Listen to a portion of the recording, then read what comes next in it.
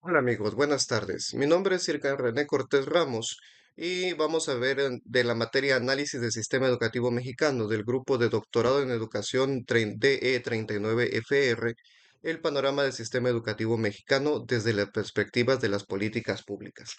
Primeramente que nada debemos saber que una política pública es todas aquellas leyes que están orientadas a un determinado sector. En este caso hablamos del sector educativo y por lo tanto las leyes que emanan para esto son la Ley General de Educación, en su momento fue la Ley General del Servicio Profesional Decente, la Ley General, la Ley del Instituto Nacional de Evaluación Educativa y que han venido cambiando sexenio tras sexenio.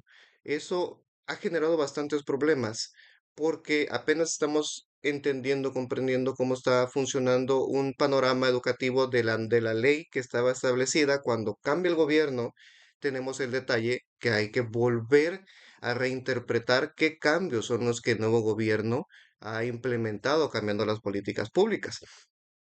Las políticas públicas precisamente son creadas para que el Estado, con la finalidad de garantizar la educación, primeramente a nivel nacional, pero el enfoque que han tenido desde la implementación de 1921 de la Secretaría de Educación Pública ha sido en la educación básica, que se vuelve primero que nada todo el circuito, toda esta estructura sobre la que se basa la educación media y la educación superior. Entonces, cuando hablamos de un panorama de las políticas públicas, cuando hablamos del panorama de las leyes que están dándole forma a todo este sistema educativo mexicano, debemos tomar en cuenta que necesitamos tener un número frío, la crítica acerca de cómo estamos en este momento y hacia dónde queremos llegar. Y para eso se necesitan evaluaciones, ya sean internas o ya sean externas. En México, acordemos que no tiene demasiado tiempo que fuimos evaluados a través de la PISA, y también que formamos parte de la OCDE para que nuestro sistema educativo, que si te das cuenta es un sistema educativo que realmente no está tan maduro como en otros países europeos. ¿Por qué? Porque nuestro sistema educativo empieza ya con una estructura como tal a través de José Vasconcelos en 1921.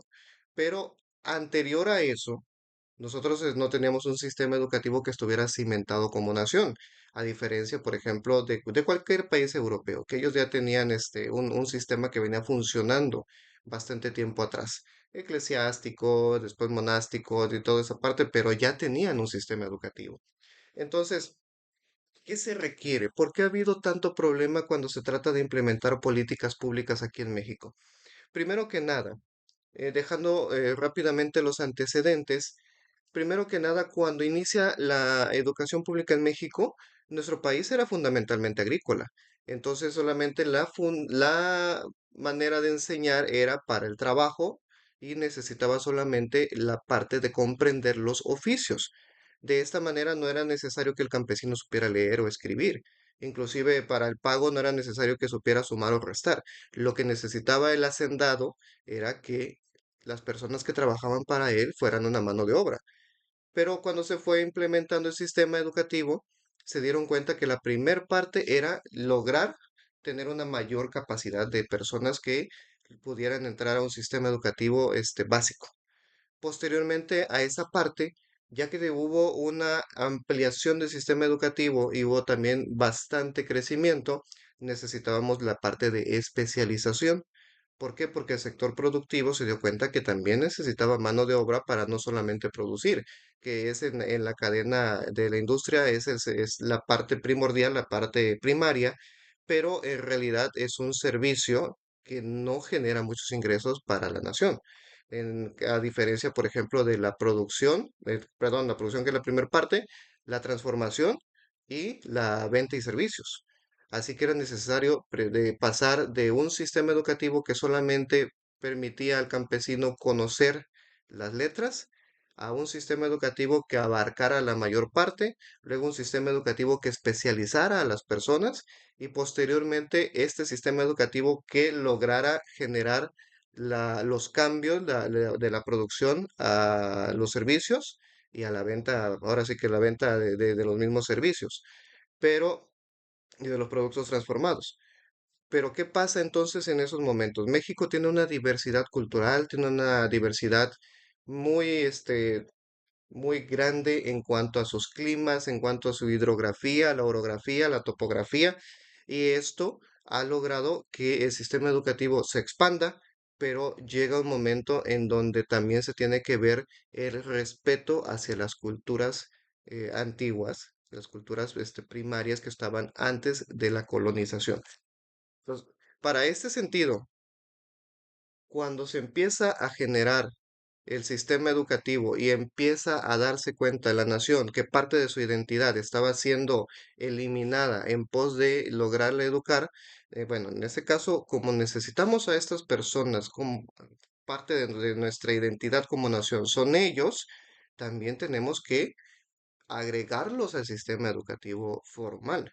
Y se empieza a generar también la parte de mantener las raíces de nuestra nación, porque esa nación también tiene una cosmología, tiene un sistema educativo excelente que no hemos podido adaptar a un sistema colonizado como es el europeo, pero que también muestra que tiene señales de bastante madurez. Y en este sentido, las políticas públicas han venido cambiando. ¿Cómo, en qué momento las políticas públicas han tenido ese fracaso?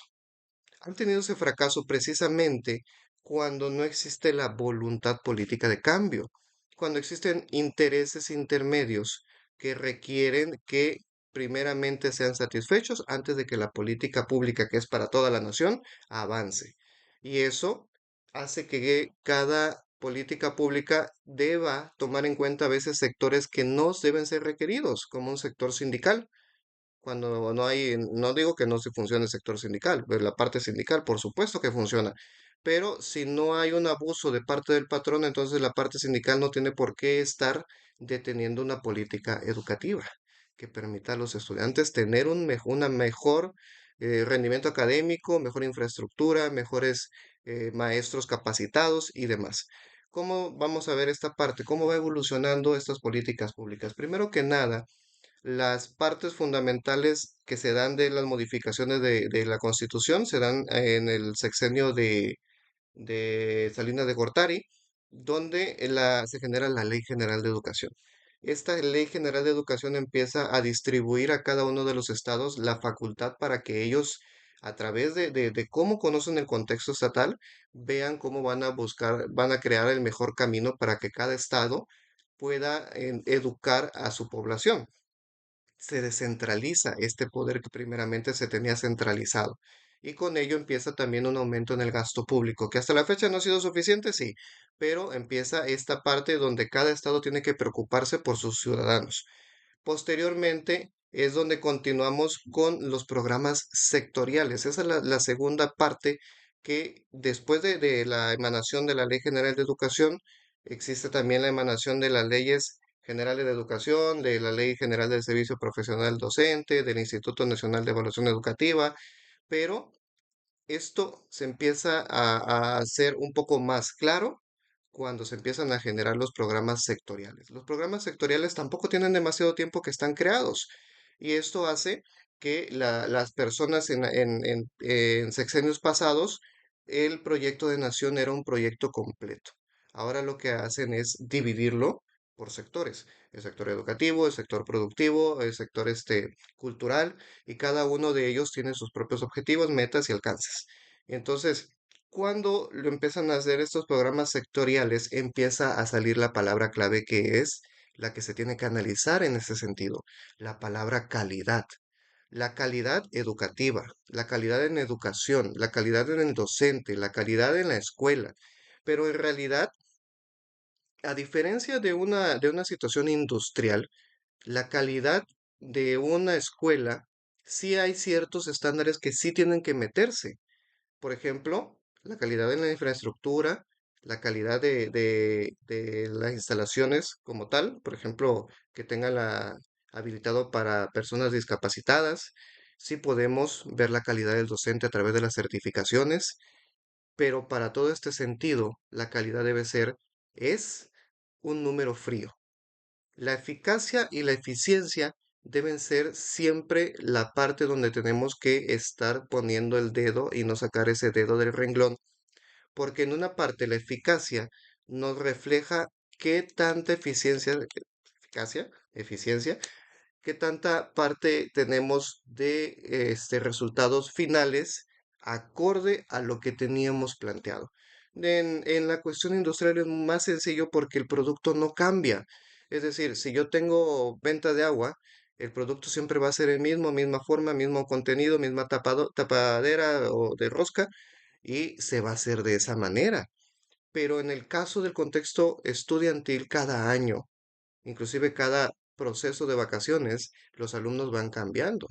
Entonces, no podemos estandarizar al estudiante en cuestión de la eficacia. Y en cuestión de la eficiencia, sí podemos ver cómo está rindiendo la escuela en cuestión de los recursos que recibe o que genera y cómo los está implantando de manera adecuada.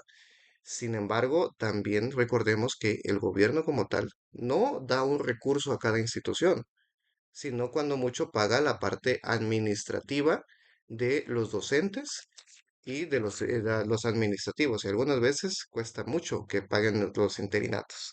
Así que la implementación de estas políticas requiere invariablemente la voluntad de transformación. La voluntad de transformación del gobierno, que lo vaya haciendo paulatino y que tenga un eje claro.